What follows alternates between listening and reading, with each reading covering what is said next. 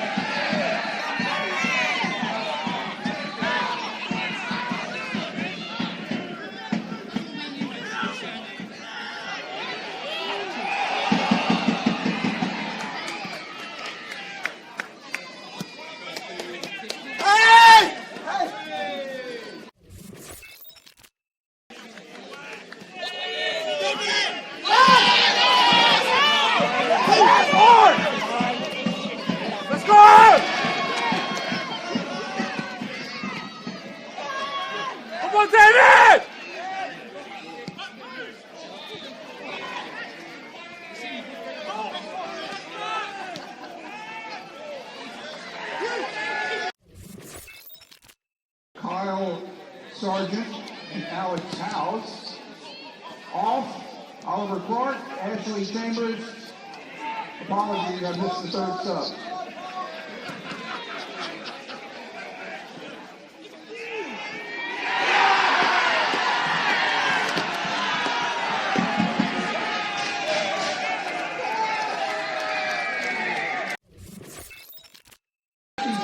Thank you, everyone, for your support.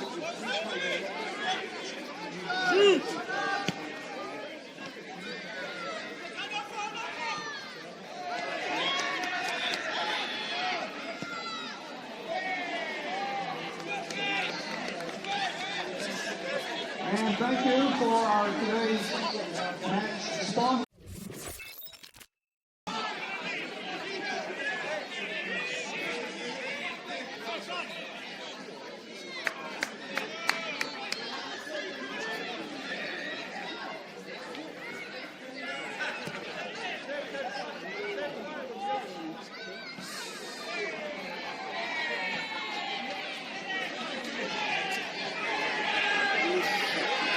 Elliot, a first home defeat since August and, well, first defeat since Carlton Town away going back last month. It's been a great run, but it comes to an end today. What are your thoughts?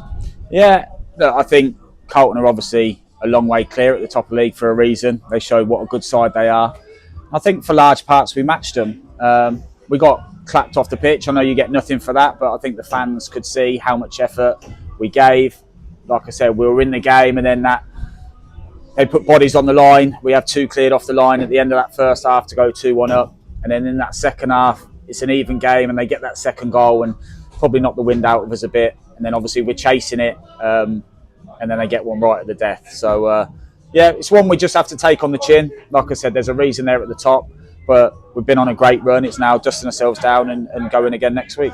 You probably had the better of the first half, both sides playing some great football, scoring 2 good goals, and given how that first 45 ended with the late goal from Tyler Winters, your side were well in the ascendancy, and it felt like it was going one way. Yeah, I'd agree. we were saying we were full of energy coming in at half time. We had that real bounce. But then Carlton are an experienced team and know how to turn the tide in their favour. And like I said, I don't think they've made Jez has made some great saves, a couple of really great saves. But before that second goal, the game could have gone either way, and it's sort of which way that went. And just frustrating that the lads actually sort of shanked his shot and it falls to their lad's foot to hit the post originally. And we just couldn't quite get it clear, and they keep you under pressure in that box, and it landed to them and they put it away. And I think after that they managed the game really well. We huffed and puffed, but we didn't really have enough after that. What do you think was the difference and what was in your downfall in that second half? Because Carlton would never dominant at any stage. They're a very efficient side and they manage games superbly well, but what was it that led to your downfall in that second half? I think it is just that second goal that's come from nowhere really. I think we failed to clear it and it's bounced around sort of the outside of the edge of the box. Then they've put it back in and they just keep you under pressure in there. And I think more often than not, especially the last 5 games, we've been first to the ball and got better clearances. And yeah, for whatever reason, I'll have to watch it back, but it just looked like we couldn't get anything clear out the way. And then yeah, it's just dropped to them nicely. The lads finished it well. And after that, like I said, we've grafted, we've really worked hard, we've done everything we can. We could, and like I said, I don't want to say sucker punch at the end, but they get that third one, which makes it maybe worse a result than it actually looks worse than it was in the game. Because like I said, for large parts we were really good. I mentioned for the fans before we go any further, 356 here today, which is a pretty standard attendance for us this season, but there was just something different in the air about the atmosphere. There was lots of singing, the drum was beating away, and it made for a really good afternoon in the stands. That's it. I thank them all for turning out on a cold winter's day. Top of the league. I think the difference is we as a management team and a group of players came with real belief that we could win today.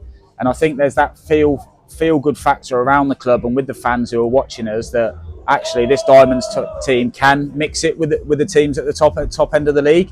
Yes, the result didn't go our way today, but the run we've been on, and you think of Lichfield where we should have won the game, Baseford on Saturday we should have won the game. We don't want to be that nearly team who should have done things, but we're in a good place. We're full of positivity and confidence, and we've just got to look. They're top for a reason by a long way. Fair play to them, and they'll probably go on and win the league. But for us, we're probably where they want to be in a year's time. They've been together. I think they play a similar type of way. They're solid defensively. Their midfield really graft and land on second balls. And they've got a front three that cause damage.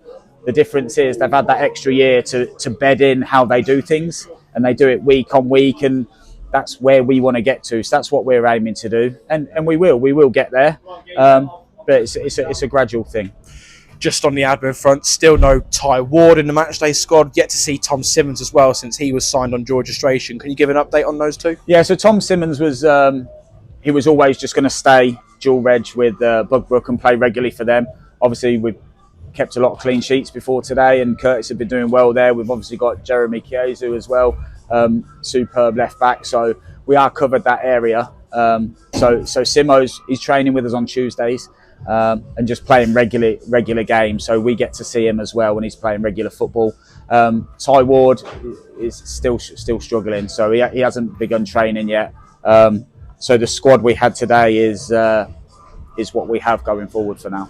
Is there any indication on Ty's time frame, or is it still a bit up in the air? No, I think he was hoping to sort of be back in training within the next week or two. So it'd be good to have him back involved. He's a naturally fit lad. It'd just be trying to get him up to speed as quick as possible. On to the next, Shepshed Dynamo away, last game before Christmas. You had a great game with them here at Hayden Road on the opening day, 1-1 draw on that occasion, and I suppose you'd expect a similarly tough game over at their place. Yeah, that's it. Drakey, their manager there, I've played against his sides when he was assistant there. They always give absolutely everything. They're young, they're full of energy. He'll have them well drilled. He'll have had us watch, so we know that we have to prepare right. I think the league again showed today with a lot of teams towards the bottom getting results. So it's just really tight between sort of even the relegation zone and the playoffs. It's a crazy league. So one win can put you right up in the mix, but a defeat on any given day can start to drag you back down. So we'll go there with confidence, and we should. But they'll be looking at it going that they feel it's a game they can win, especially at home. So it's going to be really tough, but one we'll look forward to. Well, commiserations on today. Thanks for your time. Thanks, guys.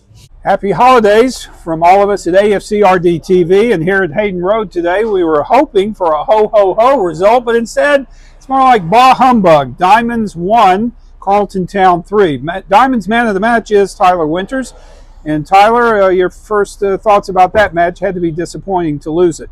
Yeah, it's very disappointing. We knew it was going to be a tough game coming in. Carlton are top of the league for a reason. They're a good solid side, but we had faith. Our home record was good, so we came into the game with belief that, you know, we could get a result today, but obviously it's not gone that way, and I don't think we was a million miles away from them, so obviously we'll be disappointed, but I think there's a few positives to take. Well, the first half, Diamonds played Carlton heads up. They did take the lead in the 33rd minute, a goal by Chambers, but then you had a cracking goal just before halftime, the 43rd minute. Tell us how your goal came about. Yeah, I mean, on a personal note, delighted to get back on the score sheet. I think it's just gone in the box. I picked it up, laid it off to David, and he sent me back, and then I had one thought, just get the shot off, and yeah, it was a good strike, no stopping that one from the keeper, and yeah, it's very good to get back on the score sheet, but obviously it would have been better if we had taken something from the game. Well, that did give Diamonds momentum going into halftime. So what was the mood of the team at halftime? The mood was good. You know, we're battling, if not matching, being better than top of the league. So there was nothing to fear. So the message was just more of the same, really. And can we nick that second goal and try and get an advantage? But it wasn't meant to be. During the week, how was, well, I still call it practice, I should say now, training. Yeah. How was training? Was that on Tuesday and Thursday? Yeah, Tuesday and Thursday. So on Tuesday, we all had a training session, was good, and then Thursday was more of a run. So we prepared well. Like I say, it's fresh. We didn't have a game on Tuesday, so we came into it fresh. And so it is a bit disappointing that the game went that way because, like I say, I feel it was there for the taking around the 50th, 60th minute, but I think that second goal for Carlton really killed us off, and we just lost our momentum from there. That was in the 68th minute by Mane, and he scored again just before the end of the match in the 90th minute. I don't think really the score reflects how well Diamonds played in the game at 3-1. No, I don't think it does. Like I say, I think there's plenty of positives for us to take. We've gone toe-to-toe with top of the league, and it shows how far we've come to be disappointed when we're dropping points to top of the league. I think they're 8 points clear now, something like that. So it shows how far we've come. But you know, the goal is we want to win games. So there's no point looking back on it feeling sorry for ourselves. So we have to take the positives, but we have to start putting the points on the board.